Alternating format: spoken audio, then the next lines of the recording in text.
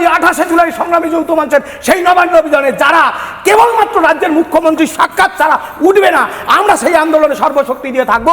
এবং আজকে আপনাকে লাস্ট কথা বলে শেষ করি, যোগ্য তালিকা না দেওয়া পর্যন্ত শিক্ষাকর্মী সহ যোগ্য শিক্ষক শিক্ষিকা তাদের যোগ্যদের আনটেন্টেড তালিকা না দেওয়া পর্যন্ত মাননীয় মুখ্যমন্ত্রী পুলিশ মন্ত্রী আপনি আমার এই বুকে গুলি যতক্ষণ না চালাবেন, ওই আন্দোলন থেকে কোনো অবস্থায় কোন রাজনৈতিক শক্তির কাছে মাথা পরাজয় স্বীকার না করে আমরা উঠবো না, উঠবো না, উঠবো না, উঠবো না।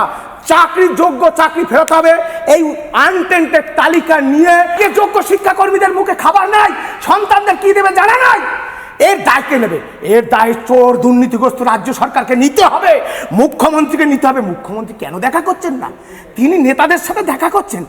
আমরা ভুক্তভোগী ছাপারার টিচার, আমাদের যদি মুখ্যমন্ত্রী হয়, আমরা সেজন্য বলছি।